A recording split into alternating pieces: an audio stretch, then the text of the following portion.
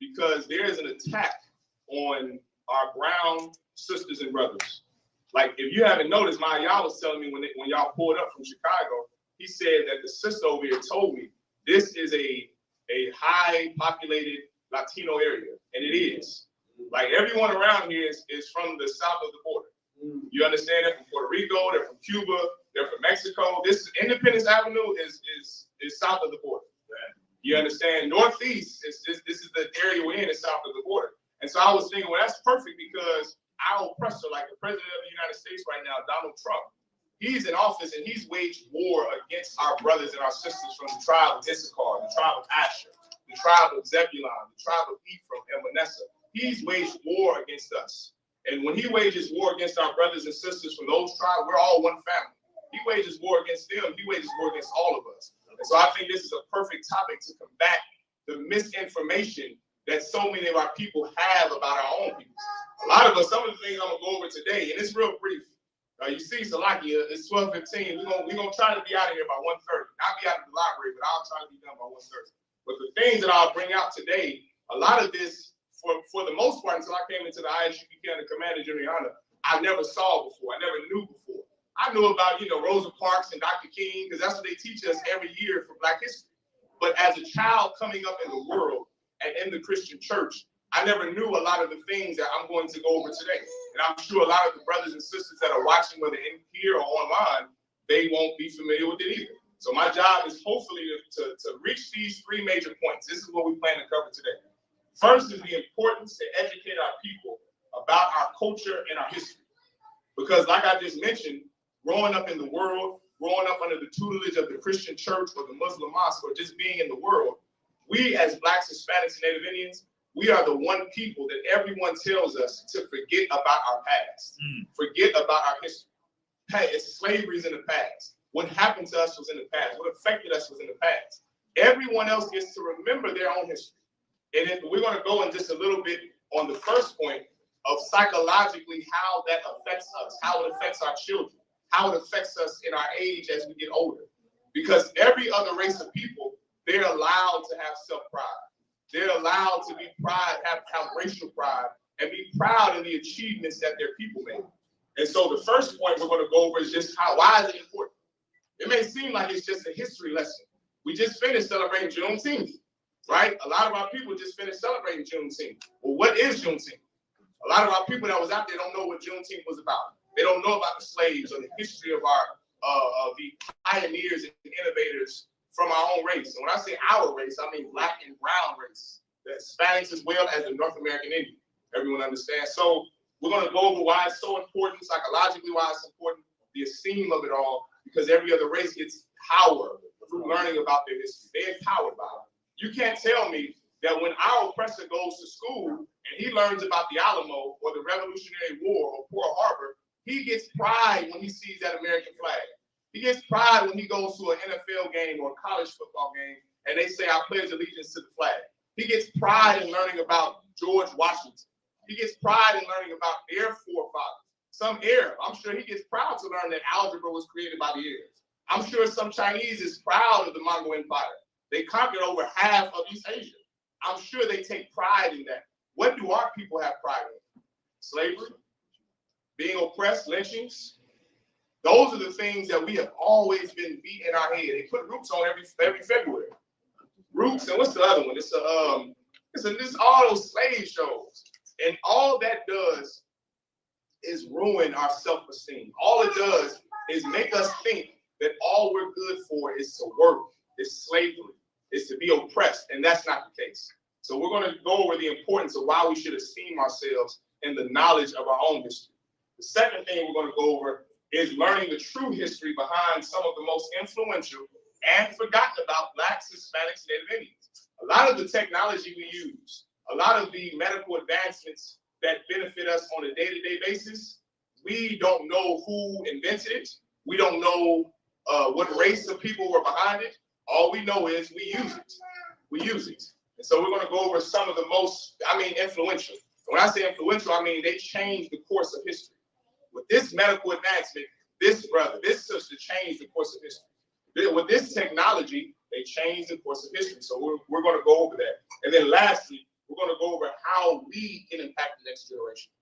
What's so important about learning our history is now how do we use that, what we know about ourselves, all of the achievements and advancements, how that's going to benefit us and impact us. What are the solutions? What is it that we can do right now in Kansas City for all of the brothers and sisters who are not in the truth? What can you do to impact your children? That's the last one we're going to go over. All right.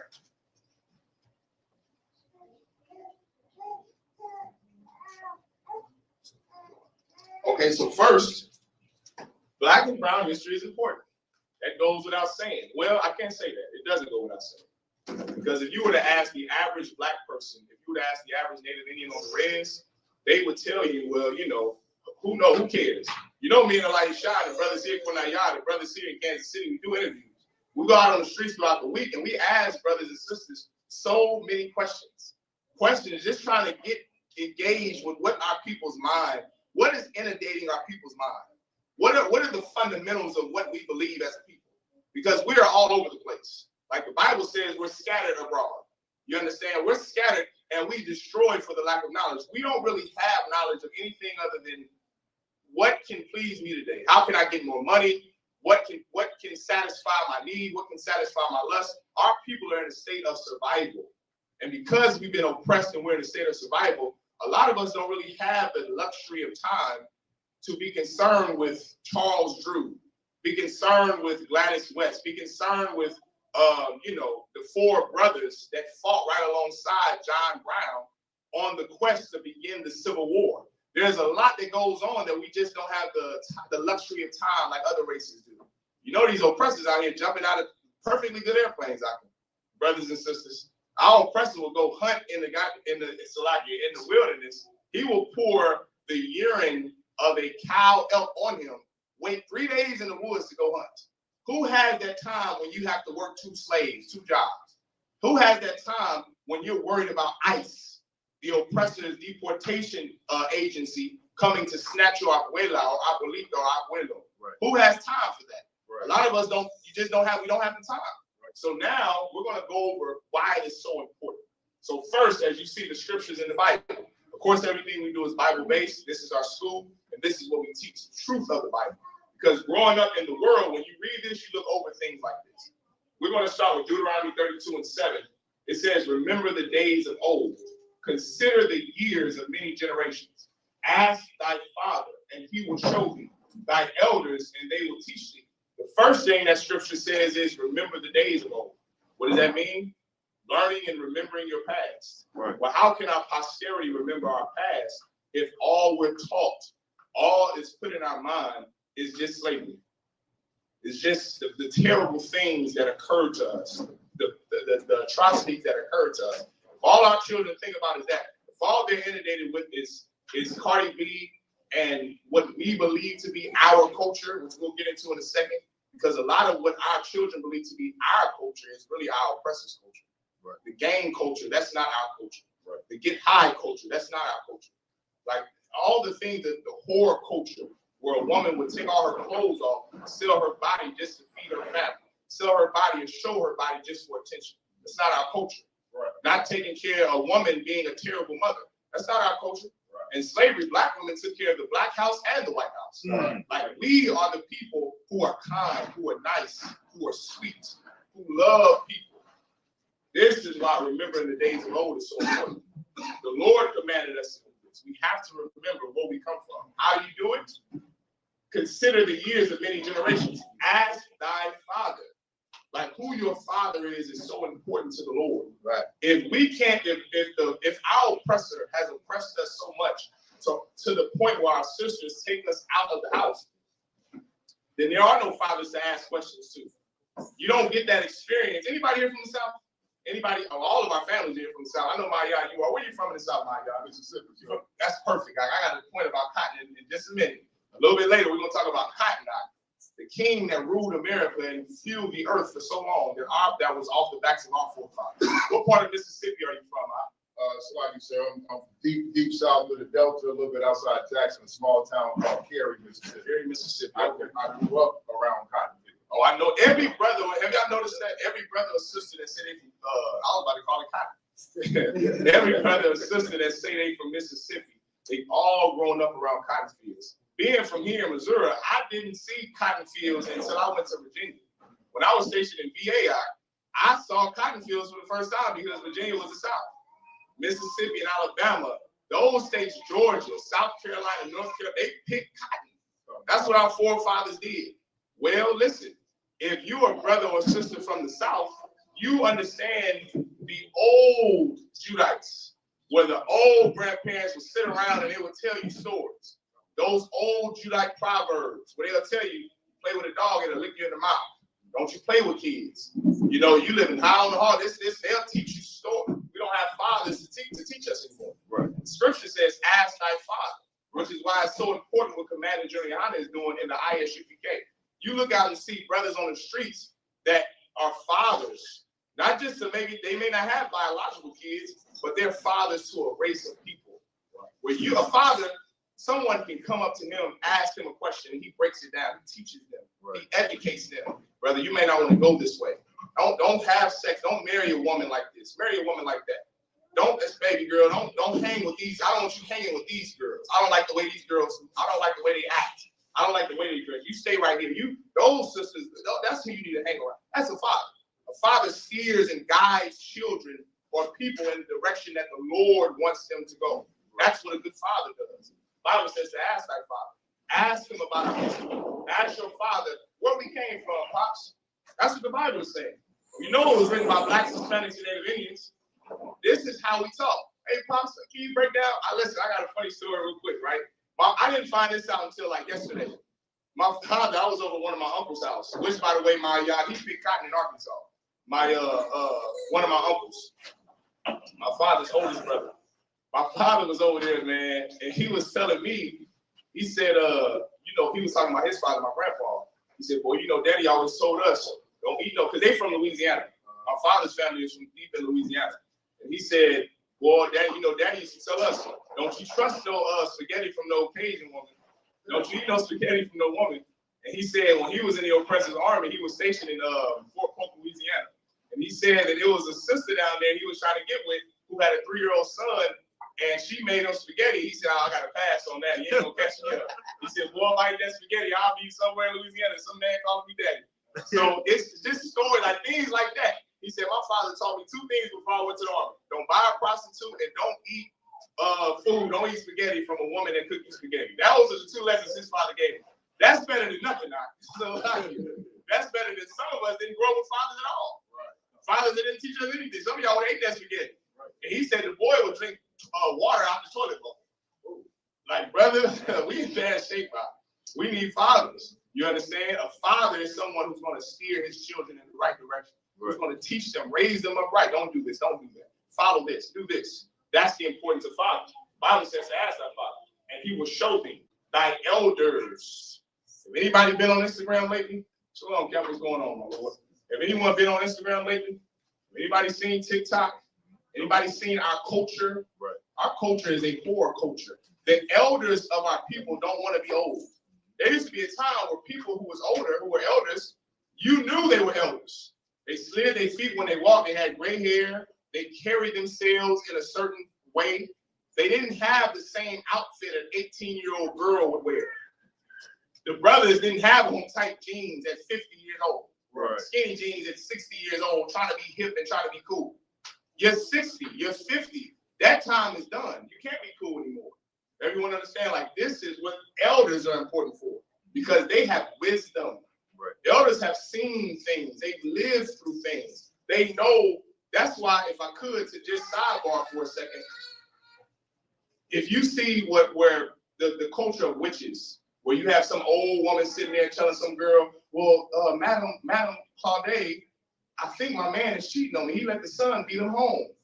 Well, that old lady that's sitting in the chair, she don't have no spiritual wisdom from the Lord. She's just an older sister who's been through things.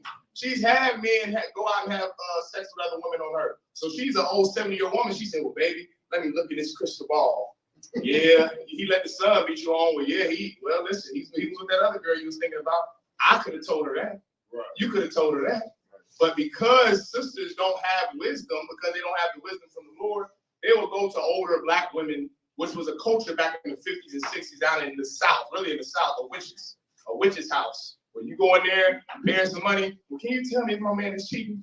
Can you tell me what's going on with my kid? Yeah, you got to do this. It's just they have wisdom. They've been around. Well, elders have been around. They know things that maybe a younger person wouldn't know. That's why the Bible says to consider it, to ask them. They will show thee, and they will tell thee. Now, the other scripture I have here is in Psalm chapter 137 and 5. If I forget thee, O Jerusalem, let my right hand forget her cunning. If I do not remember thee, let my tongue cleave to the roof of my mouth. If I prefer not Jerusalem above my chief joy. This was King David. So if everyone is watching, if you don't know, King David was a black man. Right. He was a brother from the tribe of Judah. He was a black man. The Jews are black. That was a lecture I had a couple years ago. The Jews are black. King David was a Jew. And this brother, he's explaining why it is so important in a poetic fashion. He's explaining the importance of remembering his chief joy. There's nothing wrong with having racial pride. The Lord wants our people to have racial pride. That's why we're teaching this lecture, to give our people esteem in their culture, in the knowledge that we had once before, the inventions and the innovations that we created once before. Take pride in that. Take pride in knowing King David was a black man. These things are important. Like King David knew, if I forget thee, let my right hand forget her cunning. What does that mean?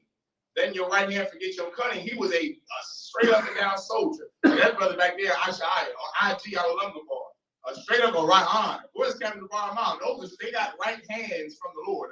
Your garl walk, that means fists from the Lord. That's what they had. They have a right hand, which is synonymous with killing, with unaliving, with smiting your enemies and the enemies of your people.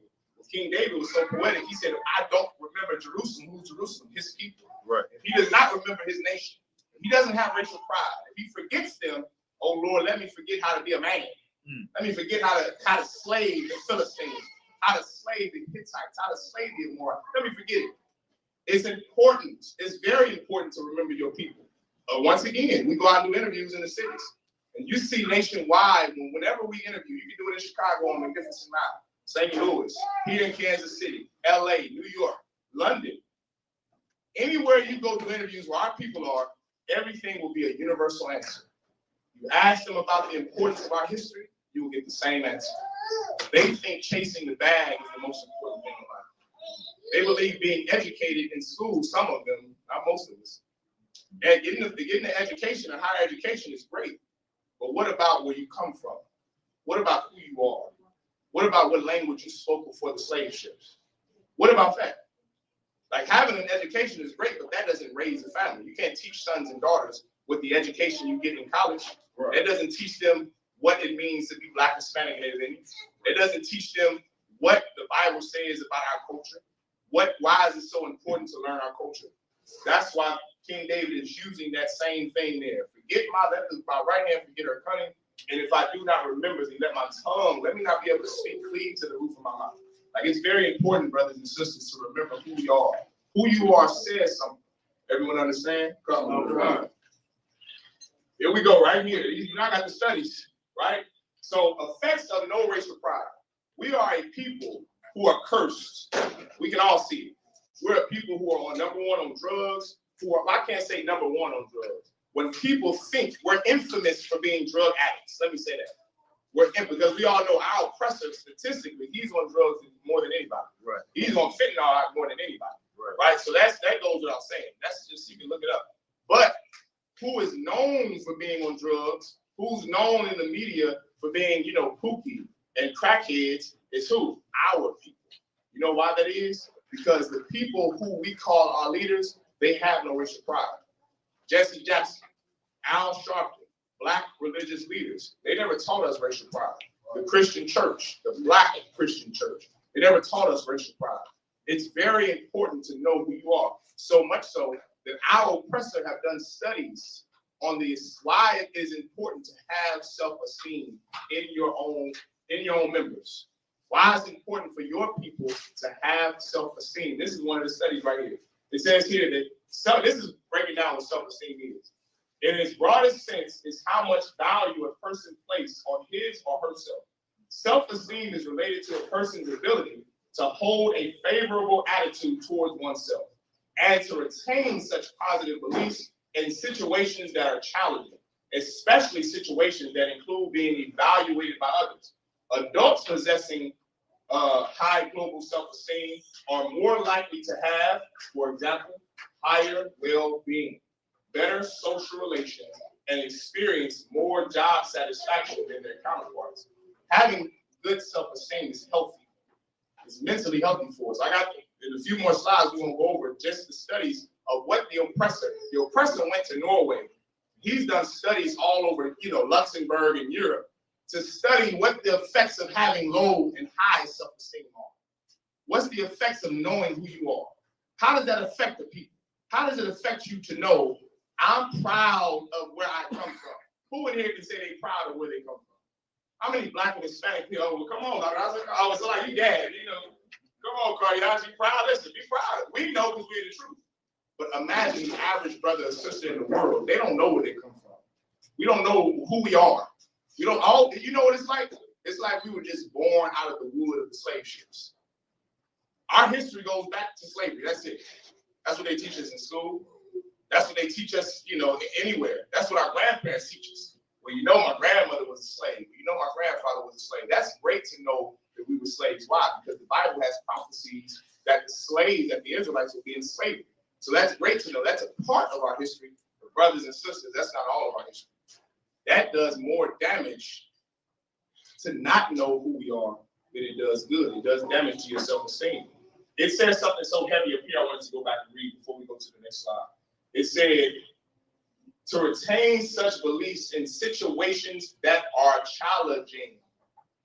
Something I was watching, now I've seen her for years. Her name is Dr. Joy DeGruy. If anybody's ever seen her or heard of her, she has an amazing book. One of the books that I looked over at one of her lectures that I watched before even doing this. And I did that because she goes in so hard on post-traumatic slave disorder. Have anybody ever heard that before? Have you heard that? Anybody heard that post-traumatic slave disorder? That's a real psychological evaluation that psychiatrists have done on our people. They've done psychological evaluations to say, when we're put in challenging situations, the reason we react so violently, the reason we react like this, the reason this happens or we do this is because of our slavery that we've had. Because of the slavery that we've been subjugated under. Like anybody know, like whenever Black people like to laugh and they cover their mouth when they laugh, you know about that, huh? Because you're preaching the truth. Okay. Brothers and sisters in the world don't know. Brother, do you know? Do you know why? The reason we cover our face when we laugh is because a long time ago in slavery, there was something called laughing barrels. And Black people could not be seen laughing in public. You would have to stick your head inside of a barrel to laugh. So it's like a shame. Like, I don't want to show my oppressor my teeth. Right. Whistling all these things are common knowledge now because of the internet. But since 1969, the truth was revealed to the ISU the Commander in the Army. And we did the research and knew these things. And now we've been teaching our people so much, the Lord have opened up the airways. Right. Now our people can learn these things. We have these lectures. Now people can learn these things. Listen. Somebody, you got a question, bro? Okay, I was going to say, also, I'm going to say that again. Please, if you don't mind, save your questions and your comments for the end. We're going to have a segment about 15 minutes, 10 minutes before the end, where you can ask all the questions you want and you can comment on whatever you want to comment about in regards to this lecture. So if you have a question, if you don't mind, just please say it for the end. That goes to online too. For anybody watching online, y'all got questions, y'all better read the questions off, it don't matter. Right? So much of what we do is because of cognitively, that's the right word. I ain't no slug, I ain't Jeremiah. I ain't no, I ain't one of those nutty nut psychiatrists that live in, Luxembourg and Germany. I'm not Alfred Adler, and I'm not, I'm none of those cats. But I just listen to the men above me that have such wisdom in these things, and in the research that we do before we do these lectures. We know the history and the proof, the psychological proof of why we react and behave the way we do. You don't know why. It was another thing she discussed. She discussed every Black person and Hispanic and Native Indian in this room would know this to be true. You ever was out at a bank and you have your kids with you, or you out at the store and you have your kids with you? Even if you don't have kids, when you were a kid, did your mother or father say, don't go over there, come over here. Don't do this. No, come back over here, don't do that. You see as a little kid, all the white kids running around. They running them up. And you know what we think in our minds? They're misbehaving. They're kids. You see what Commander Juliana say? Let the kids run around because he knows psychology. He's a prophet of God. Our people have been so damaged by slavery. What happens in slavery when your kids go off and you don't see them? You won't see them again. Right. It's something that's in us that we don't know is in us because we don't learn our history. We don't know. We don't have the esteem, the high self-esteem that other races do to deal with challenging situations. Our oppressor and the heathen, the Arab, the African, the other races of people are so privileged that their children can roam. They don't have to tell them, come back. You see an Arab kid, an African kid, a white kid, especially our oppressor's children. They just run around. A white kid will come up to you. They'll start telling you stories. The sisters I know and mothers, they know. They'll just start talking to you about, you know, my mother, she told me I'm not supposed to do this. But you know what? I'm a 6-year-old little oppressor. 6-year-old little white person, little white girl, little white boy. They'll come up to you and just start talking to a stranger because they're secure knowing what? Their father has power. Right. And Arabs kids come to you and start talking to a stranger, their daddy has power. Our people don't have power, so all we have to try to do is to hinder the growth of a child. She goes in, if anybody ever wants to watch that, please do. I mean, I probably should have put a clip in there because it is such an amazing and profound study that she did over 7 years. She wrote a whole book about it called Post-Traumatic Slave. She wrote 3, if I'm not mistaken. She wrote 3 books about post-traumatic slave disorder. Her name, if anyone's typing it in their phones, is Dr. Joy, Joy DeGruy. She's from Louisiana too, Degruy. And she goes on to just break down. And you know what I started to do? When I listened to that, even as a prophet of God, I started to get sad. I started, tears ain't fall from my face. You know, I'm still a man. You know, I'm still one West. Right. I can't imagine Captain Mark wanting to take my damn ring off crying and watching some videos. I can't get caught doing that. Yeah. So like, Captain the dog will say, what the hell are you doing, Doc? Are you crying? Are you kidding me? Get me right on this, Doc. Are you crying when you watching the video? So like, I ain't crying out of one, but it moved me damn near to tears because as she's breaking down the things that affect us, it's like, this was my life. This is what we experience as Black people. Our parents told us you better not do that. She just was breaking down so many scenarios, and then she went back to the scenario, one that really, really struck me. And I know a lot of us, because our mothers weren't always the best mothers, they did the best they could. But you ever got good grades in school where you did something positive in life, and then some oppressor at your school or principal, she says, wow, Jamal is really doing good, and Malik is really doing good in school. You know, so-and-so, your daughter, your son is doing so well in school. What did your mother say? Anybody want to give me an answer on what your mother said? When someone complimented you on your good behavior, when a white person complimented you on your good behavior, what did your mother say in response? Or what do you know for a Black woman who's in the world to say in response? Anyone want to give it a try? Everyone knows what it is. The sister back there shook her head. You want to give it a try, sis? With the puffball on the head, you know, okay, no sweat, sis. Anybody else want to give it a try? You know what she would say? Oh, what? Malik? No. You should see him at home. He misbehaves. Look at him. He need a whooping right now. She would go into a defense mode of being negative. Am I talking to myself? Does anybody know what I'm talking about? Do y'all know? Y'all mother, come on now. They would, no, with him, what? She would act surprised, like, what? No, not my son. Guess what that did to your self-esteem as a young Black boy? My mom don't even believe in me. Little do you know, she didn't do that because she wanted to. That was her post-traumatic slave disorder from having low self-esteem, from not learning about her people. You know what happened in slavery? Whenever a white woman, a mistress or a master would come to your mother in slavery 200 years ago, he would say, Shaniqua, that Jamal, he sure is coming along. Look at his big hands. Right. His hands are so big. Look at those hands. You'll be a baby in your mother's arms that she's picking cotton. Some oppressor will come up to your mother and say, ooh, he gonna make a fine cotton picker. That nigga there gonna make a fine cotton picker.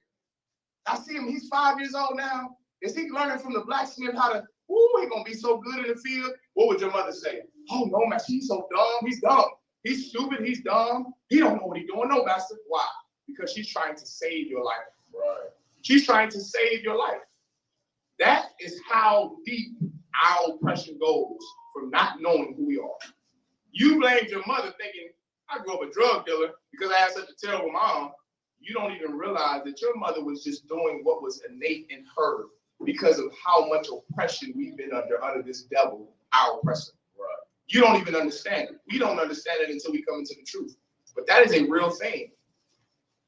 Let's keep going. I read all that. We're going to move on from that.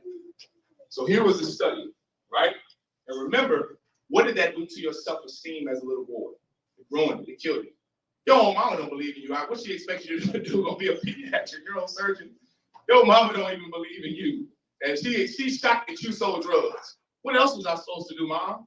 What else was her daughter? She's like, what? That fast tail heifer. She ain't, this little girl, you don't want her. In slavery, I learned this from Mississippians. There was a brother who played basketball for the LA Lakers. I forget his name. He won the Supreme Court case so that 17-year-olds and 18-year-olds out of high school can go straight from high school to the pros. This was in the 70s. He played with Kareem Abdul-Jabbar and Magic Johnson. They got it on a show called Showtime on HBO Max, right? This brother picked cotton in Mississippi in the 40s and the 50s. And he said something in one of the interviews. He said that when his sisters were young, when they got to around the age of 10, his mom would send the girls in the family to Chicago from Mississippi. You know why? Because she's going to be a comfort girl for some white man in the 50s. Some white man is going to have your 13, 14-year-old daughter as just his sex slave. That's how common it was. So that's what they had to do. He said, well, mama used to go to the bus station, but she couldn't be caught seen at the bus station. Because if you caught seen by another white person at the bus station, they would bring you back to the plantation. She had to be doing it in the night. Seek her daughters or her sons to get a better life in Chicago, a better life in St. Louis, a better life in Detroit. Here we are, the children of slaves, and we just don't know the effects that the low self-esteem has on us. That's why we deal with the situations the way we do. It ain't because we're some animals like, who was that? Hillary Clinton called us predators. We're not some super predators. That's not who we are, Black and Hispanic people. We're not bad hombres, La Raza. That's not who we are. We are a royal people, a holy people. That's who we really are. We're a special people. Everyone understand? This was a study done right here on the effects of the self-esteem issue that we're dealing with. It says longitudinal data were obtained from a sample of 201 adolescents aged 13 to 18, referred to the Department of Child and Adolescent Psychiatry in Trondheim, Norway. Like I just said, they did this on white children. Because you know what's something I learned about our oppressor brothers and sisters? I've learned that our oppressor sees the effects of us. He sees how we grow up. He sees how we live. And he changes everything in his society so that his people don't end up like us. Why do you think that sister, Brittany Griner, why do you think that she was taken to prison in Russia for an ounce of weed? Anybody want to give it a shot? Why? Because Vladimir Putin sees Harlem. Right. He sees Oblak. He sees Chicago. Right. He doesn't want Moscow to be Oblak. Right. He doesn't want Russia to be Kansas City. He doesn't want Russia to be, another place? St. Petersburg, Russia to be St. Louis. Right. He doesn't want that. So what does he have to do? He has to make sure he does everything in his power so that his people don't end up like our people, even if it means making it illegal to have an ounce of weed on you. Right. That's the reason why. Well, listen, they did a study in Norway. It's nothing but oppressors in Norway. In the baseline study, the initial study, self-esteem and symptoms of anxiety, depression, and attention problems were measured by means of self-report. Participants were reassessed 3 years later with a participation rate of 77% in the clinical sample. Now, this was the baseline study. I don't believe I put in here the study that was right before the conclusion. They interviewed over 9,000 children, and they broadened the age from 13, 18 to 12 to 21, just so they can study the effects of self-esteem on children. How you grow up when you don't know who you are. How you grow up when you don't understand the mysteries of life. When you don't have a father, how would you grow up? If you don't have good self-esteem, if you don't have a mother and father telling you, you're such a good boy. Good job. You're doing such a good job, son. You're doing such a good job, daughter. If you don't have that, this is what happens. The present study demonstrates that clinically assessed adolescents with high self-esteem suffer fewer symptoms, surprise, surprise. They suffer fewer symptoms of anxiety, depression, and attention problems overnight. What's another word for attention problems? ADHD. Right. How many black boys have been diagnosed with ADHD? Right. Some of us in this room right now at 50, 40, and 30 diagnosed with ADHD. Why? Why aren't white boys diagnosed with ADHD at the rate black boys and Hispanic boys are? Because they have esteem in Pearl Harbor. They have esteem in George Washington. They have esteem in Thomas Jefferson. They have esteem in America and Trump and the Republican and Democratic Party. They can take esteem. Why Arab boys don't ever get ADHD? Have you ever met an Arab who has said, yeah, I got diagnosed with ADHD? Why don't Africans? Right. They have pride in where they come from and who they are. What do you expect from some black and Hispanic boys? For them to have pride in what? The ghetto? Right. From them to have pride in their mother, who is a woman of ill repute? Is that what you expect for us to have pride in what exactly? There's no one around to teach us our history without the ISUPK. Who are we supposed to learn from in the world? Who's supposed to teach us the truth about the brothers and sisters who have overcame slavery and overcame so much to create things that make life better for us? Who are we supposed to learn it from? Donald Trump and the American government, he makes, what is it called, critical race theory illegal. Guess who made the critical race theory bill illegal in Florida? A black pastor, a female black pastor. Y'all don't remember that? 2 years ago, General Hyman brought that out. A female black pastor was the one who went to the Florida Senate or Florida Congress, and she proposed a bill to remove Black history taught in Florida schools. You know why? Because it makes white people uncomfortable. Right.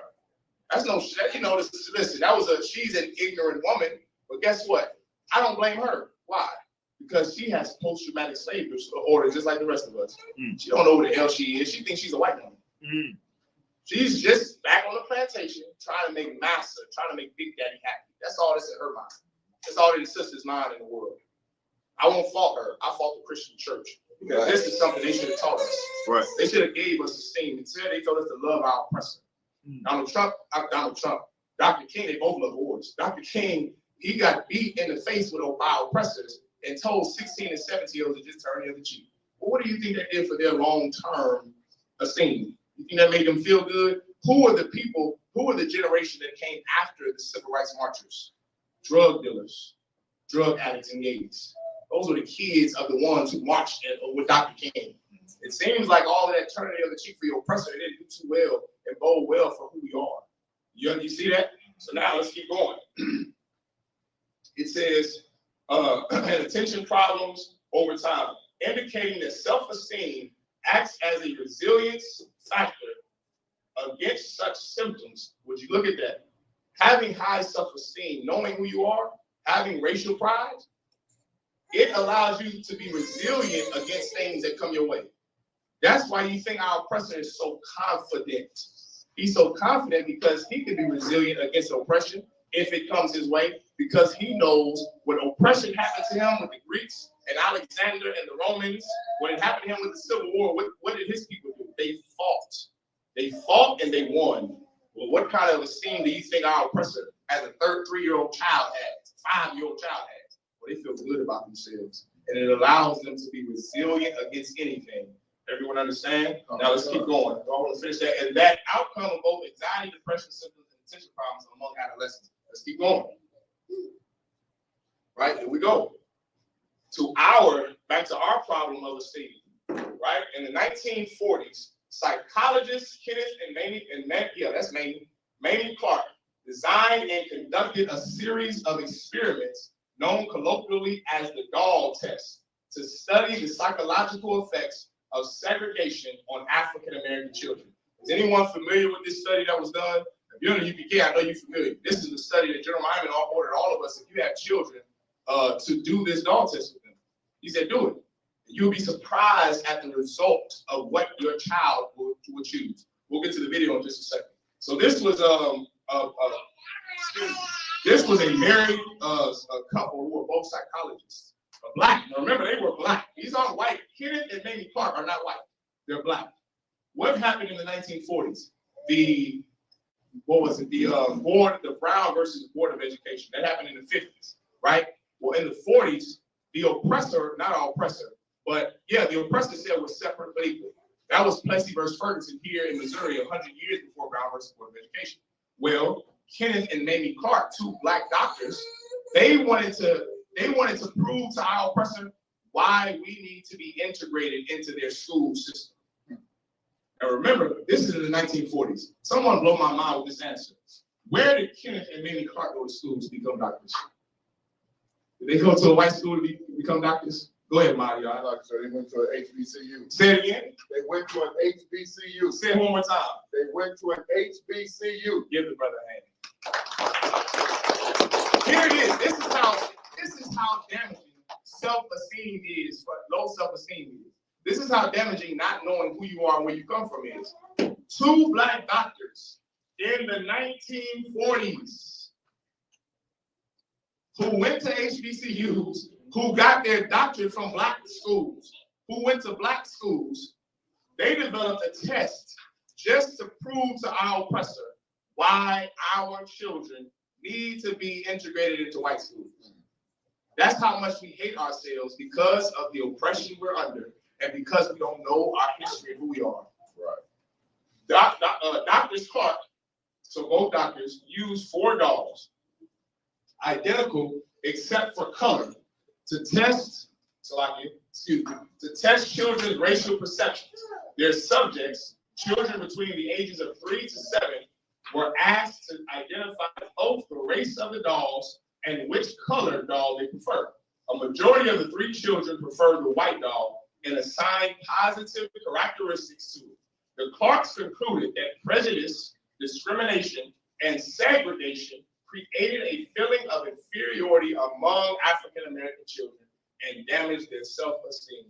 Brother, that is amazing. Their whole entire premise their major premise was what? Black children have low self-esteem. Their minor premise was black children should join schools with white children. Their syllogism, their conclusion was black children need to go to school with white children to have better self-esteem. That is what they concluded as 2 black doctors who went to black schools. Let's go over the video.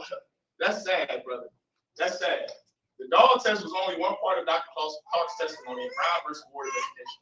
It did not constitute the largest portion of his analysis, an expert report. His conclusions during his testimony were based on a comprehensive analysis of the most cutting-edge psychology scholarship of the period. His brother here and his sister, his wife, they wanted black children to go to school, white kids, so we can have better self-esteem. Now, to you in 2025, what does that sound like? For you in 2025, when you hear, my children need to join, I don't want to use that word. That'll give you the answer. My children need to be around white people in order for them to feel better about themselves. That is what their conclusion is. What does that sound like to you? If you, go ahead. Integration. No, I'm not asking what that, absolutely, give them a hand. It absolutely is integration. Yes, that's integration. But you have something you want to say about that? Go ahead, my man. Stockholm Syndrome. Give the brother a hand. That's Stockholm Syndrome. Someone who wants to be around the oppressor. Remember, this was in the 40s. What was going on in the 40s? Lynchings were happening in the 40s. Right. Reese Taylor, a black woman who was violently, I don't know if I can say that word because we're going live, but she was violently abused by 8 white men that was Mississippi, I believe, or Alabama. That was going on in the 40s. Emmett Till, that was going on in the 40s. Young black and Hispanic boys going missing, being violated, sisters being violated, lynched, strung up from trees, strange fruits. That was happening while they were saying that black children need to be around our oppressor more. We should be around, you know what we should do? I see Reese Taylor, I see Emmett Till. I see the way the KKK are so violent against black peaceful Christians. You know what we should do, baby? You know what we should do? What was her name? Mamie. You know what we should do, Mamie? Our children need to be around white people more. That's a sickness. That's an illness that we all suffer from. It's called Stockholm Syndrome. Also, PTSD, post-traumatic slave disorder. This is the effects. Now, this is what I want you to notice too. Notice They weren't born in the 90s, mainly in Dr. Clark. They weren't born in the 2000s. So you can't have that argument of this generation just don't know. This generation is so terrible. This generation just is so lost. Yes, but that other generation was so lost. Black people who was born in the 40s and the 50s, they were very lost. Now you see why the Bible says there is no new thing under the sun. We have always wanted to go back to Egypt. We have always wanted to love our oppressor. From the days of Korah and Dathan all the way to the Reconstruction era after the 1900s. In the 1940s, when they were witnessing atrocities happen to our people, they still wanted to integrate with our oppressor. That's the sickness that we have. Now I'm going to play the video. All right? I got to exit out to play it, I believe. Yeah, I'm going to exit out to play it. Which doll is the black doll? And which one is the white doll? Which doll is the pretty doll? Which doll is the nice doll? Which doll is the bad doll? Which doll is the nice doll? Which doll is the bad doll? And why is that doll pretty? Because she's white and you have 2 eyes. Which doll is the ugly doll? Why is that doll ugly? Because he's black. Which doll looks most like you? Like me. Yeah, which one looks like you? And that one. Okay. Stop right there.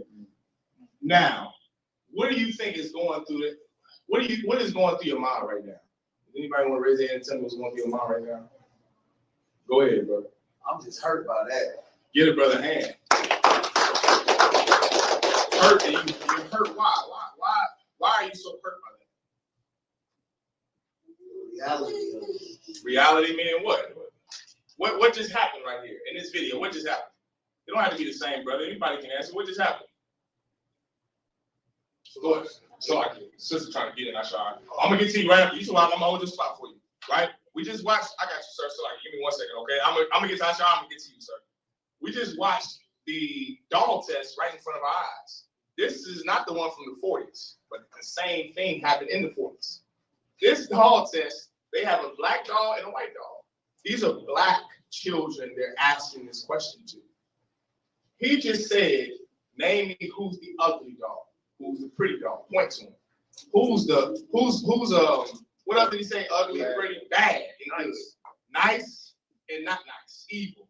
Ashar, what was you gonna say? I was gonna say, they basically call themselves ugly. Give the brother a hand. Brother, if you can't hear that online, the brother preaching officer Ashar said that they are calling themselves ugly. So like y'all surround, is that what you was gonna say? God, but I bring it out with Savvy. When the sister said that the dog was ugly, he asked her, which one looks like you? And she felt ashamed when she said the dog like me. So knowing that the dog would look like her, she self-reflected that she's bad. She's ugly. Give him a hand. Give him a hand. Wow. Thank you. That was heavy. Because that was the perfect word, ashamed. Here she is, and the little boy too. Here they are answering the questions honestly. Who's ugly? The black one. Who's pretty? The white one. Who's nice? The white one. Who's mean? The black one. Then he later on asked, who do you look like? And she didn't even want to say it. Now, how old do you think they are? 5, 6. Babies. Wouldn't you agree that these are babies? Right. They don't have the knowledge to know to pick up a gun and not pick up a gun. They don't know that shit. Their minds isn't that developed. These are just babies that 3, 2, 4. At this young, they know what? I'm ugly. I'm evil. I'm mean. White is good. White is, I'm ashamed of being black. Remember, the scripture says in Isaiah 45:17, thou will be saved in a world, an everlasting salvation, where you will not be ashamed nor confounded again. Right. There's a world coming to this place that is going to be ruled by Christ, where white babies are going to be sitting down and they're going to say, the white man is the devil. Black people are beautiful. Black, Hispanic, and Native Indians are good, and white people are bad hombres. That world is coming. That's the world in John 3:16 that Christ died for. Now you see why we are the ones who need salvation. Because we don't even like who we are. We're ashamed of who we are. We're confounded, confused of where we come from. And do you think they did this on white kids, just so you know. Do you think white kids failed this test? You don't even have to answer because it teaches itself. You know that white children said what? I'm pretty. I'm beautiful. This black doll is ugly. It's disgusting. It's vile. It's soot. This white doll is pure and holy and fair. That word fair does not mean white. But if you ask a 10-year-old, what does the word fair mean? It means fair skin means light skin, beautiful skin. Why? Because of Stockholm syndrome, because of post-traumatic slave disorder. Right. Our oppressor just changed words to mean things that benefit him. And because of that, we think fair means what? Beautiful. Right. I'm just telling you, I gave you the answer. We think fair means white. Fair means beautiful. My fair lady, my fair lady, that means beautiful. But we think it means light, and we equate that white to beauty, which is why we say, well, fair is light skin. Light skin and white is beautiful. That's not true. The white baby is the ugly baby. That's right. That is the oppressor. That is the future Donald Trump. The black baby is beautiful. That's right. That's your future Gladys West. Right. That's your future Henry Clark's. That's your future Dr. George Washington Carver's, the black baby. The white baby's going to wage war with Iraq and Iran. He's going to end the planet Earth when he grows up. Right. Our people don't know that. You know what our people think? I hate who I am. Now, let this be a lesson to when you were a kid. None of us will admit to this, but all of us, virtually all of us, hated who we are. We hated where we came from. We wanted to be born with a different family. Don't let me be the only one that I ain't love. Let me not say that. I love my family. I love my father and mother. But brother, you grow up in the ghetto, you see all of the whores and the drugs and your family going in and out of jail. Like I still remember going, what's that, Leavenworth, Elisha, the courtroom that's in Leavenworth. I never will forget seeing my cousin at, I was 7 years old. Something that always sticks to me, I was seeing my cousin, my aunt, her mother come out and say, she held up 10 fingers. One of my aunts said, Yolanda, how much time did they give her? And she came out crying and she said 10 fingers. She had up 10, they gave her 10 years.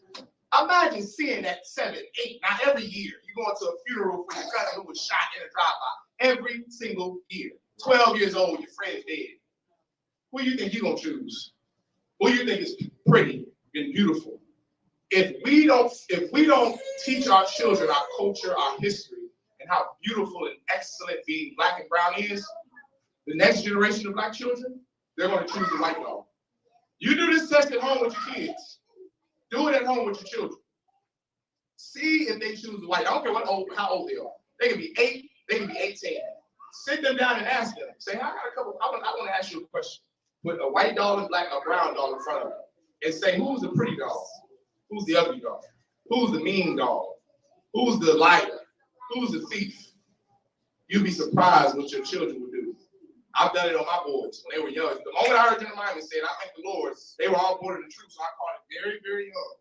Guess what, my oldest, he might be here in the crowd now, he chose the white dog. I said, who's pretty? That one. Who's the honest one? Who looks nice? Who is nice? The white one, Daddy. I got work to do. I got work to do. The white man is the devil, the Bible speaks. That's right. White one is ugly, brown one is beautiful, and everything about this doll is terrible. This doll will unalive you. This doll is you. Aren't you beautiful? Aren't you pretty? Look at that brown skin. Look at that nappy hair. That is how you reverse this curse. And also, doing what? Doing what we're about to do next. Teaching them the history of our people and the innovations and inventions they did. Now let's exit out of that and go back. Okay, let me see if I can just. Can I do that? Yes, I can. Most high Christ. I'm trying to learn this thing here. All right, here we go. For thou art an holy people unto the Lord thy God. The Lord thy God hath chosen thee to be a special people unto himself, above all people that are upon the face of the earth. This is in the Bible. Our grandmothers and grandfathers had this Bible. They never taught us that the Lord chose us to be a special people. The Lord chose blacks, Hispanics, and Native Indians to be above everyone else. We didn't learn this in the Christian church. It took us to come into the hands of commanding general honor so we can learn the truth of who we really are. Because before that, we chose the white dog. Now you know who we choose. Who we. Let's keep going. Here we go. Let's go on to the next. Remember, the second major point that we're going to cover is the hidden gems that are in our race. The excellency that we have being black and Hispanic. Now we're going to go over a topic that is so beautiful because this is how you begin to esteem your children. This is how you begin to reverse that post-traumatic slave disorder. You got to give them heroes out. Right. You have to give your children people that they can look up to in an industry other than music and entertainment. Let me blow your mind. Let me hurt everybody's heart. I do not have any black entertainers and brown entertainers in this lecture. Does anybody want to know why? Because that's all we think we can be. Right. Our children don't think they can be anything other than a rapper or a basketball player or a football player. There's nothing wrong with those professions, but we have created an entire generation of children who all they want to be now, here, like Shy and Brother Kunaya, we were all talking about it. These kids now that's born now, they want to be what? Instagram stars. Right. Am I lying, Captain Carl? They want to be TikTok sensations. They want to be internet, what are they called? They want to be social media influencers. Thank you, Lyle. Can you imagine a world in 20 years ago where we would say, man, I want to be on the internet and I'm making tons of money on the internet. I don't know anything. I don't go to school. I failed all my classes in school, but I just want to be a social media star. I want to be an internet sensation. Can you imagine that? That is how low our self-esteem is. The bar is so low to just Michael Jordan, LeBron James, and this is no hate to those brothers. You understand? They did the best they could with being in the world. But see, we have chosen a different path.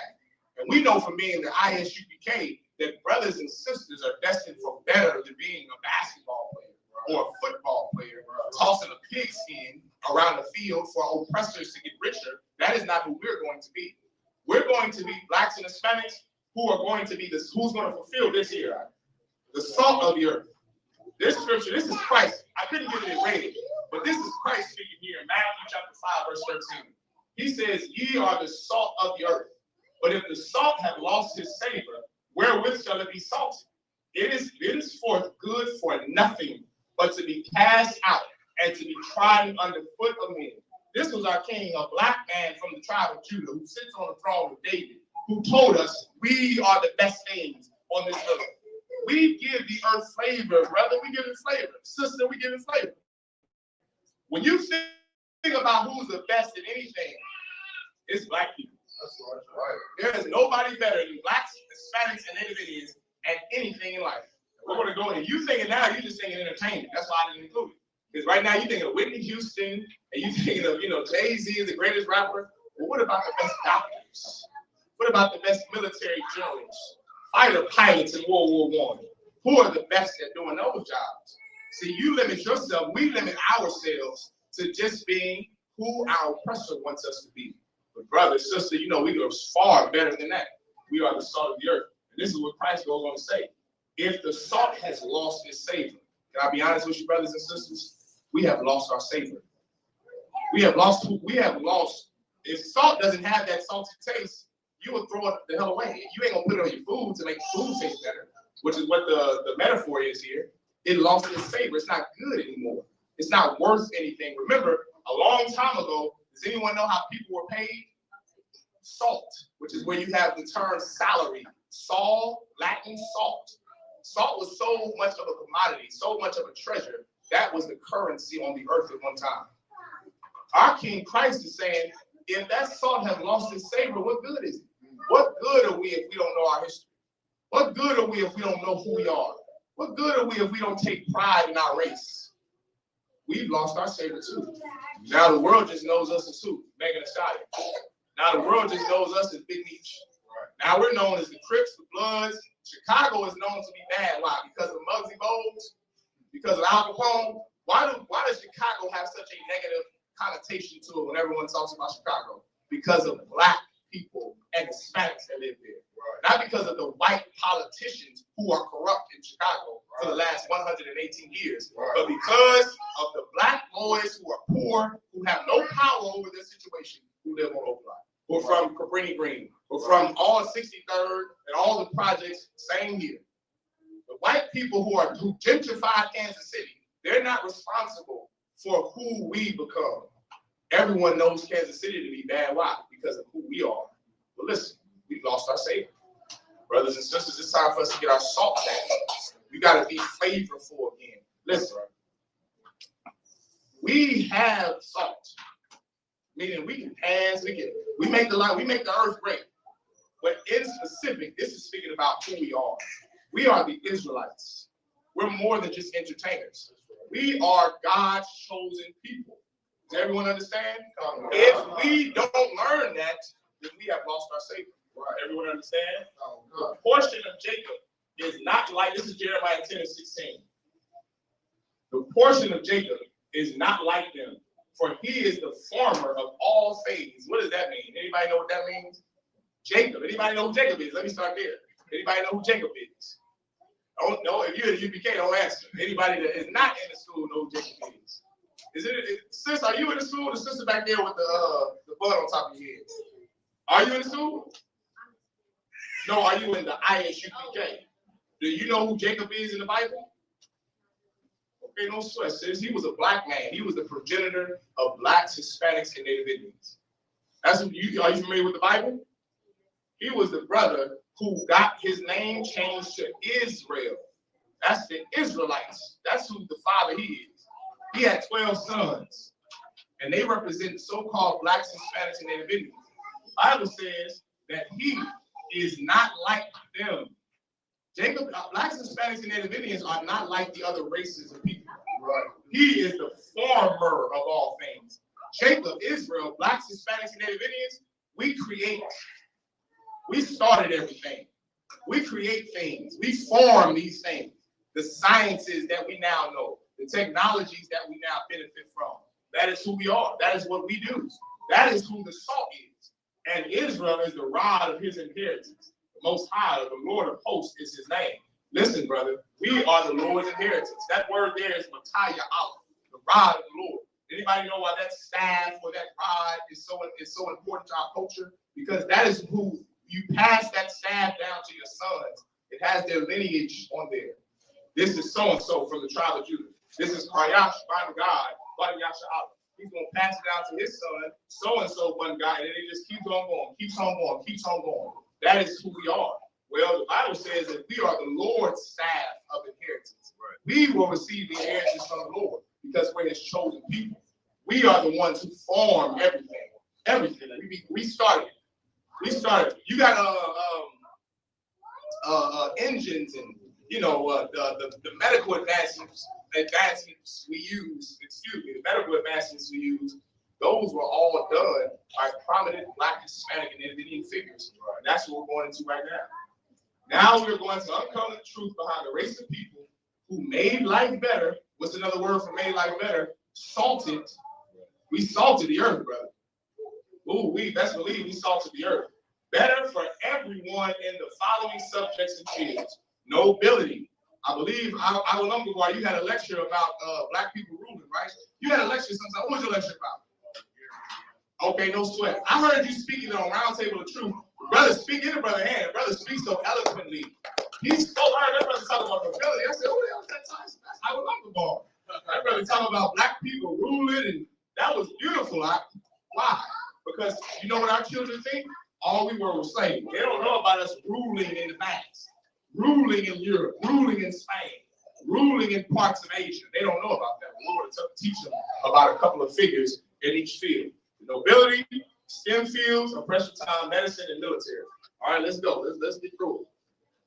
Contrary to popular belief, Blacks, Hispanics, Blacks and Latinos, and Native Indians, we have ruled kingdoms in the earth throughout history. Does anybody know, like Irish? This is something that's so heavy. The Irish, they always tell us what? The Irish were slaves. They think, when Irish people think of their history, guess what they think of? White Irish. Do you know what their names, their surnames are? Their surnames mean black. This is an example right here. The surname McDuff originates from Scotland. So those are two different countries, Scotland and Ireland, and is derived from the Gaelic McDuff, meaning son of the black. All those, let's give me some more Irish names. Macbeth, McDuff, McSomething, McCormick, McThis. Brother, those are black people who had, I got this book right here, Nature Knows No Color Line. This came from another book, I have it in the bibliography at the end. But this book here, Nature Knows No Color Line, this has the coat of arms of so many black families of nobility that ruled the early United Kingdom. That ruled before our oppressors in charge. Men like King James, who we'll get to in a second, right? That name, McDuff or McDuff, that means son of the black.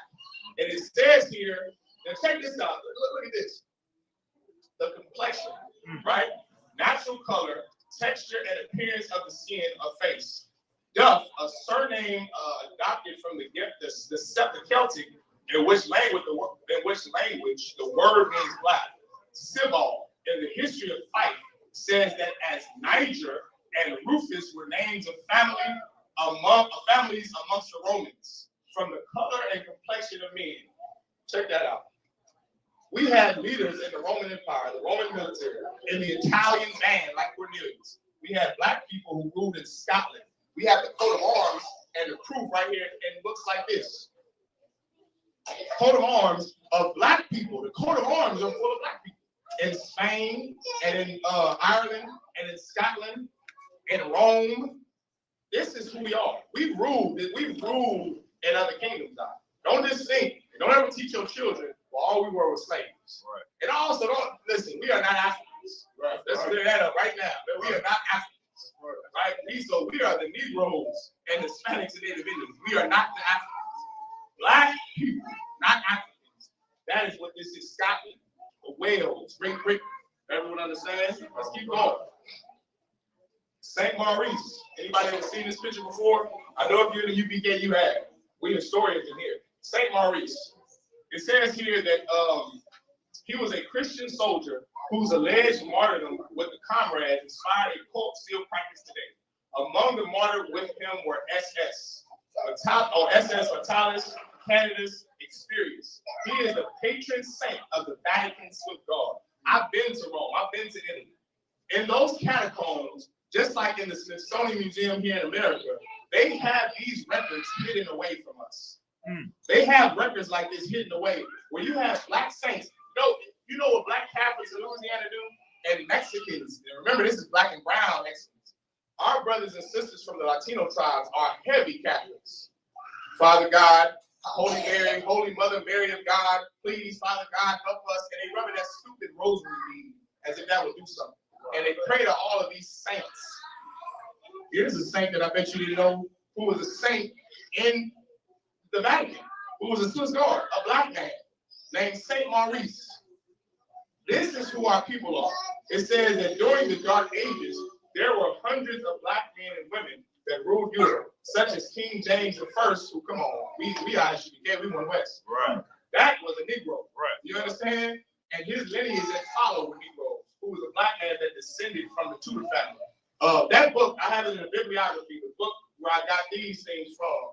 I have it all, it's gonna be at the end, so just bear with me. So I got the proof, but this is one of those books that I used that was the Nation Knows No Color Line. This is one of the books on the ISUPK reading list, and it's by J.A. Rogers. All right, let's keep going. This is one of the coat of arms right here. And you know what's so heavy about this? And that Nation Knows No Color Line, it documents and highlights this is the head of a Negro. It says that. When you do the research and the study, there's a coat of arms for white rulers. There's a coat of arms for black rulers. They don't look the same. This is one of the ones, St. Peter, who was black. This is what he looks like. And it says in the book, it says the nobility head of a Negro. This here was Queen. I gotta get this book to see. This was like, bear with me. I probably should have put that at the bottom. I got it right here. It's that once again, we bring the proof in EPK. Let me see. This was what did he call her? Give me 1 second. Just bear with me, bear with me. I want to get y'all the names. Of course, everybody knows on the left side. Who was that on the left side? Someone gonna blur out who that is on the left side. King James. Everybody in the UPK knows he's black. Say it again. Who said something? Sorry, somebody wanted to add on to that. This lady here, this sister here, this is Queen Charlotte Sophia. She was a consort of King George III and a grandmother of Queen Victoria. That's a sister, man. So, this is who our people are. Everyone understand? We had rulership in the times of old, but these things are forgotten about. These things are not taught to our children because our people don't know them. Let's keep going. Now we're going into the STEM fields. Anybody know what the word STEM stands for? It stands for, you know, like, not go ahead, Mike, man. Science, technology, it's got to do with math. Engineer, yeah, give them a hand. Science, technology, engineering, and mathematics. Now we're going into the STEM fields. Black people who made amazing advancements in science, technology, engineering, and mathematics. This is a brother who a lot of us don't remember, who don't know about. This is Elijah McCoy. Right. Anybody ever heard that phrase, the real McCoy? Our oppressors stole that from this brother here, who created. Well, let's read about it. Right? Elijah McCoy, born on the 2nd, 1843. Remember, at a specific time in history, our people could not have birth certificates because we were born slaves.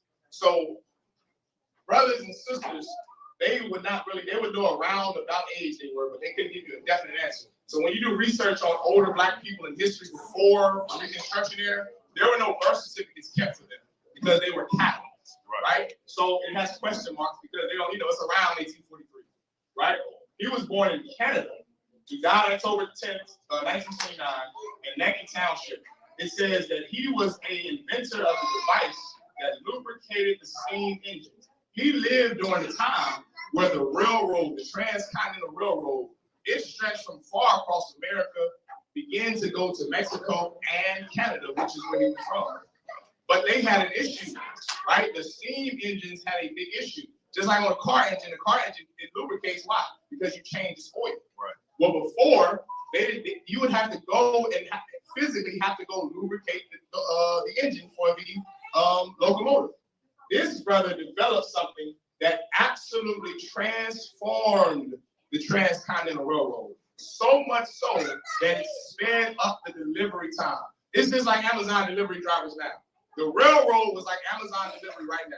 You didn't have cars. Before the railroad track, you had horse and buggy. That's how things got to you. Right. Mail got to you from horse and buggy.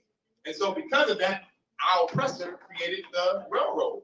And now he created this engine, but the engine was not lubricating like a car engine is now. This brother had to go and create something that was McCoy's invention, were considered so outstanding that customers reportedly asked for the real McCoy. Because, as our oppressor does during this time, as he is inventing this thing that lubricates the engine, guess what our oppressor was doing? He was stealing his invention. Stealing it like he does now. That's why you have that phrase, well, I want the real McCoy. Because you would go to some charlatan like Donald Trump, who's a terrible businessman, and you would go to his store and he would say, well, let me get that engine, that lubricating engine part. And they'll sell you some garbage. And you would say, man, I don't think this is. Then some white person on the job gonna say, well, did you go to the real McCoy? You gotta go get the real McCoy. You gotta go to this black man that invented it. You can't go get the fake thing. And that's where that phrase comes from. The real McCoy. Let's keep going. It says he patented his invention, an automatic lubricator for steam engines, which was referred to as the lubricating cup. That's what it's called. The oil drip cup, or simply the lubricator. The device used a small reservoir and a wick to deliver a steady flow of oil to the moving parts of the engine. The wick was designed to release the oil at a controlled rate, ensuring that the parts were always lubricated without the need of manual intervention. This is why cars can function, because of the real McCoy, because of this brother like McCoy. Your engine in the car, you would have to change your oil every time you would go out to drive if it wasn't for this brother creating lubricating cup. This prompted the innovation of all the other engines. Steam engines, the car engine, gas-powered engine, all of these things have to be oiled because it's metal rubbing together. This brother created something where you don't have to stop every day to lubricate it or oil it. Now you know what that does? It cuts time in half. Right. Now you're able to just push that locomotive down from, what was that from, it was a route that they used to go. It used to pass right through here through Kansas City. It would go from like LA to the Wild West all the way to New York. That's how mail was delivered. That's how parts were delivered. That's how livestock was carried through. Because a cab and buggy, a horse and buggy just took too long. This brother is what helped push America far above all the other countries in the world. Because at this time, you had Germany, you had Great Britain, you had countries that were also forming their transcontinental railroads in their own land. And countries are always at war with each other, always in competition with each other. So America, if you don't have a reliable system of transportation in your country, things cannot be built. Things cannot get done. If it takes 5 months for a horse to deliver this lumber to Massachusetts, things don't get done. This, brother, is what propelled America far beyond every other country. Because guess what happened after his self-lubricating system, the lubricating cup? America began to do what? Began to create more and build more. They grew New York. They grew the East Coast. They grew the Midwest. Now those places I just named are known as what? Industrial belts. Right. Chicago, Gary, Indiana, all of those steel mills, Pittsburgh, the Steelers. That's because of this brother right here. America was propelled and thrust forward because of a black man creating a lubricating cup for the locomotive engine. Let's keep going. Everybody know who this is. This brother here, George Washington Carver, which he has a very sad story. It's people say, this is just folklore. I still haven't seen any proof to validate this claim, but I have heard people say, because he was born to slaves, he was born right here in Missouri, and a white family from Iowa adopted him. I've heard people say and make claims that they castrated him so that he would not have sex with their white daughter. I have not found that. Listen, it's the oppressor, so I don't put that past him. Right. I believe it if I see it. If I see one piece of evidence that says it, I'll come to you, my yard. If there's one piece of evidence that says it, I'll believe it, but I just haven't seen any foundational proof. Go ahead, my yard. I heard a recording of the brother speaking. Oh, George Washington Carver. Okay, I gotta find it. But he talks in a very, very unnatural, high-pitched voice. It's high-pitched, but that doesn't always, he could have got injured in the stall when he was a baby. You get what I'm saying? That's why I said you can't prove that, so I can't teach it. And here, we teach it, we can prove it. So this brother was adopted by a white family. He could have possibly been hurt by that white adopted family, but this brother here, George Washington Carver, he was born here in Missouri at the time of the Civil War. Just like Elijah McCoy, his exact birth date and year are unknown, and a reported date and reported dates range between 1860 and 1865. He was orphaned as an infant, and with the war bringing an end to slavery, he grew up a free child, albeit on the farm of his mother's former master, Moses Carver. The Carvers raised George and gave him their surname. Early on, he developed a keen interest in plants, collecting specimens in the woods on the farm, just like any inquisitive black or Hispanic child, like they are, which is why I brought up at the beginning of this lecture, Dr. Joy DeGroove's proof of post-traumatic slave disorder. Because a lot of times, with us having Stockholm syndrome, we can absolutely hinder the growth of our children. You may think, well, he don't need to learn that. That's too much for him at that age. Let him learn it. Right. Let him explore. Let her explore. So they can be the next George Washington Carver. This is a picture with him at Tuskegee in Alabama, at Tuskegee Institute, the HBCU. It says Dr. Carver established an agricultural extension in Alabama and founded an industrial research lab where he worked tirelessly on the development of hundreds of applications for new plants. Carver discovered more than 300 uses for peanuts and hundreds more uses for soybeans, pecans, and sweet potatoes. Does anybody know how he got invited to Tuskegee Institute?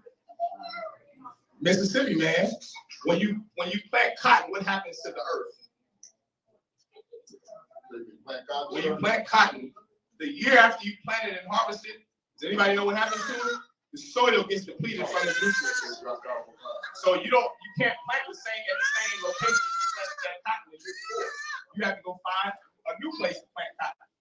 Everyone understand? So now he created a way for the soil not to be depleted of all of its nutrients. So it made white Southerners who grew cotton and farmers who grew cotton more money, because now they didn't have to go to another plot of land to plant cotton. They can use that same plot of land to plant cotton.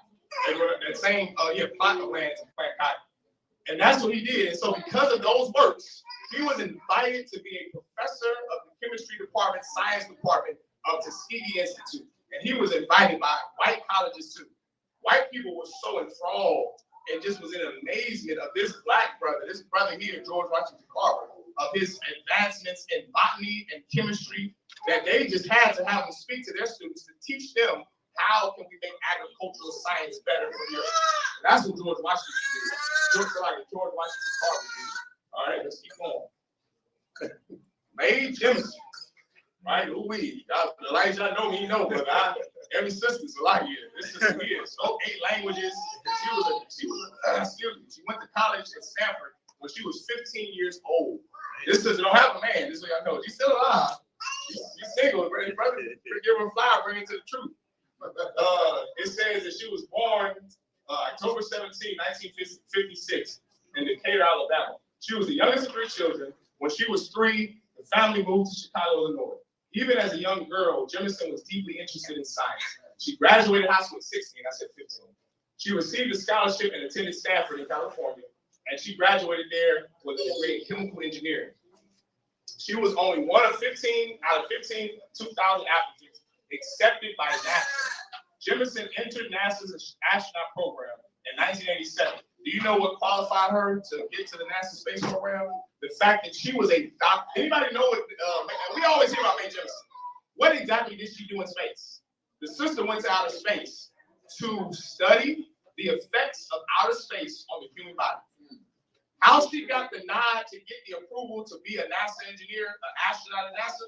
Because before she started her career at NASA, she was a doctor in Africa.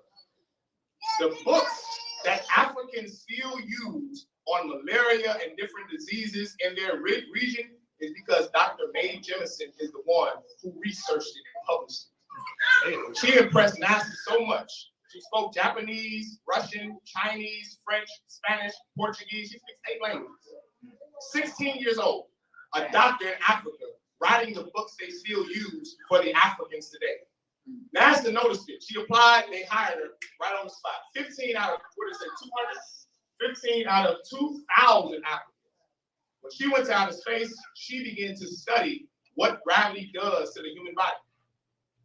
NASA still uses her research today, and that is how NASA knows this is what happens when you eat this in outer space. This is what happens when you work out in outer space. This is how much muscle atrophy is attributed to the human body when you don't work out. You can thank Mae Jemison for that.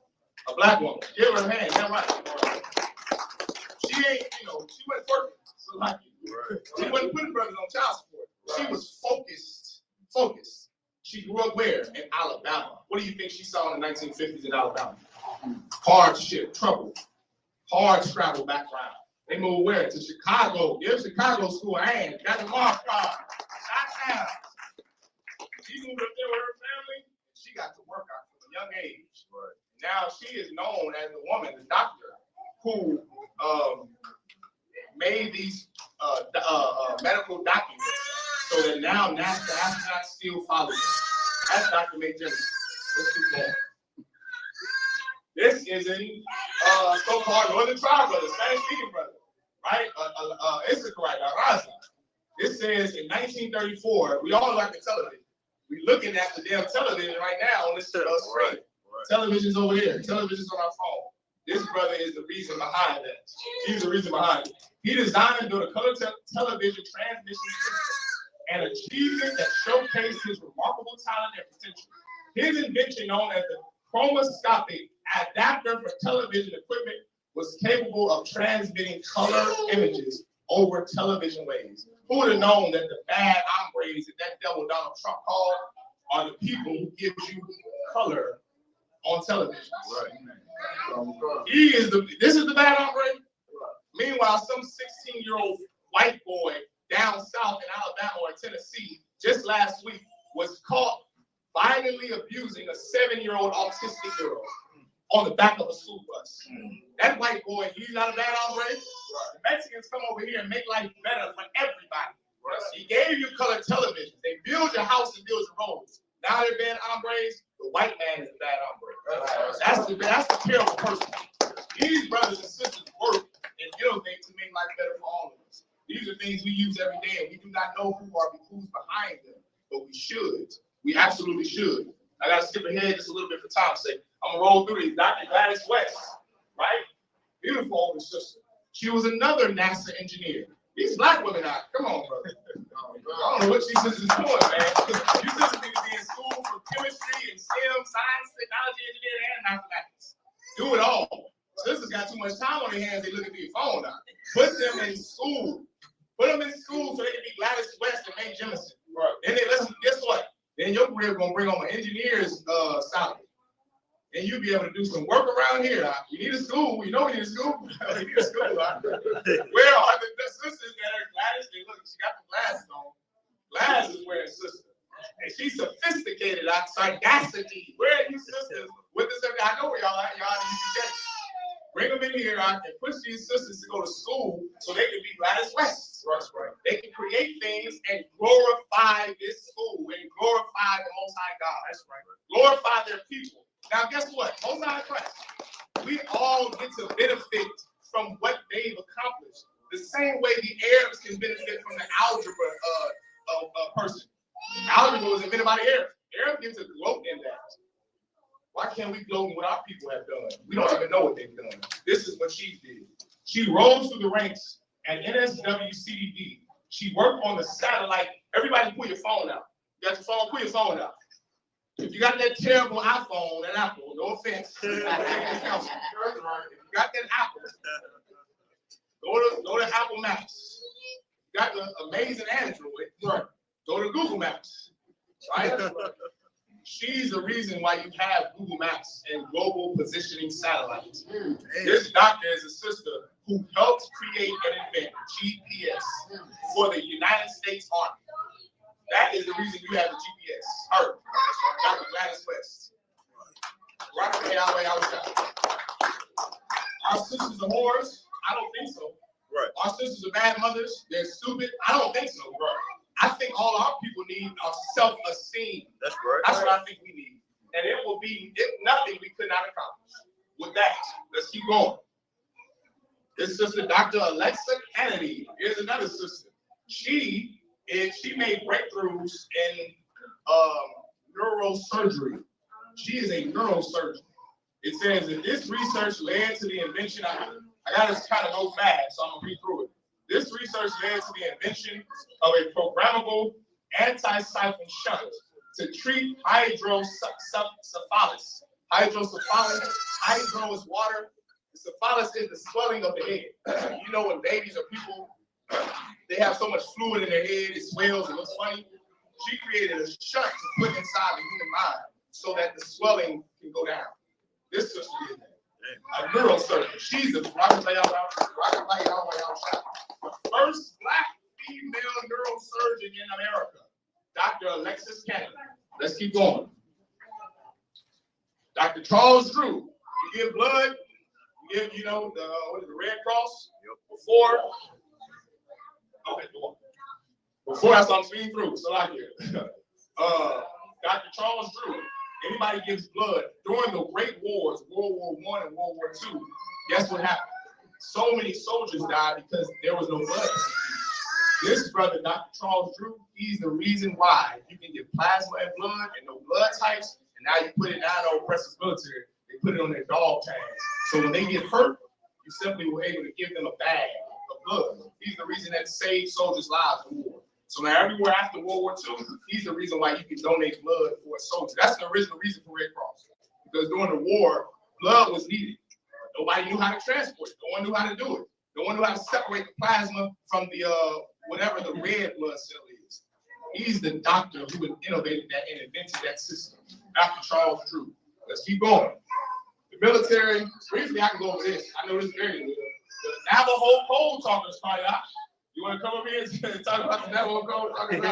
Brother's a hardcore song. Well, the Navajo code talkers were Native American Indians in World War I and World War II that they came up with codes in their native language where they helped America win the wars. The Japanese, the French were not able to understand what the Navajo was saying, and so they benefited, America benefited from them greatly. Now Donald Trump throws all their records in the trash. Now you don't even remember. That's the thanks you get for serving your country, blacks and Hispanics. That's the thanks you get. These brothers are the reason why America won World War II. Them and the Red Tails are the reason America won. Right. This is, I believe, is the last one.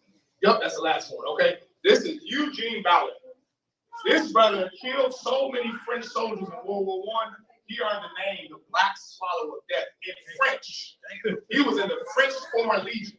He was a black aviator for the French Foreign Legion, the first one ever in world history. He slaughtered so many enemies to the French that he got the name in French, the Black Swallow of Death. The book, the biography on his life, when I was doing the research on him, the biography on his life is $1,600. That's how important this brother, if I had time, this brother went through a childhood with his father.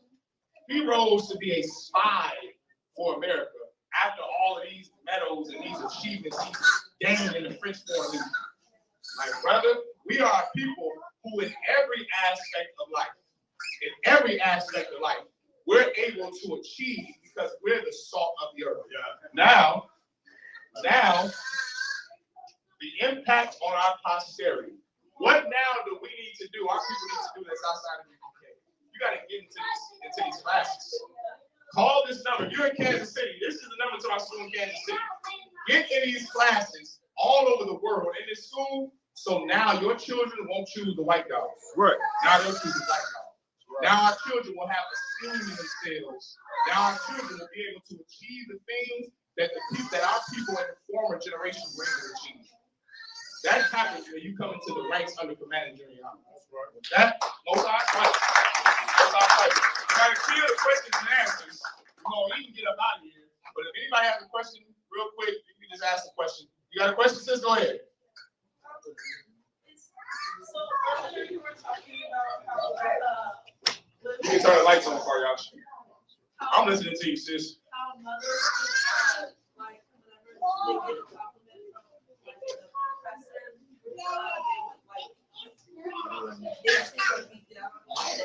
Do you want to come up here, sis? Come up here. Let me give you the mic. Come on. Does anybody got any questions after her? We can start wrapping it up. Y'all can keep the film going. I'm just saying, for the audience watching, you got to be out of here by 2 so we can start wrapping everything up. Go ahead, sis. Whenever I was in school, I was talking to one of my black friends, and he told me that slavery was so bad that newborn babies, their mothers would instantly kill them because they didn't want to go through the process of slavery. I was wondering, is because of that disorder you were talking about earlier, is that why women today have abortions? Yeah, sister, hey, that's a beautiful question. Can I give you the answer, sister? Yes. The same oppression we face in slavery is the same oppression our sisters face today. And because of the lies from our oppressor, our sisters think that they have to commit abortion instead of having the children because of how hard their life they think will be. But in the truth, when you come into the ISUPK, you learn there's nothing more precious than that baby. You do whatever you have to do to have that child. That's right. We don't live in chattel slavery anymore. You understand? understand this? There's no reason for you to unalive that baby. But the lies from the Black Christian church and the lies from our oppressor, we think we do. Our sisters think they do. They think they don't have support or love or help. They don't think that they have the responsibility to take care of it, but guess what, little sis? They absolutely do. So that's a good point, a good question. Give her a hand. Anything else? All right, with that, I would like to thank everybody for coming. Most High Christ, Allah for another successful lecture, everyone. Shalom to the brothers. How about you now? Shout out to the brothers. How about you now? Shout out to the sisters. One, Most High Christ.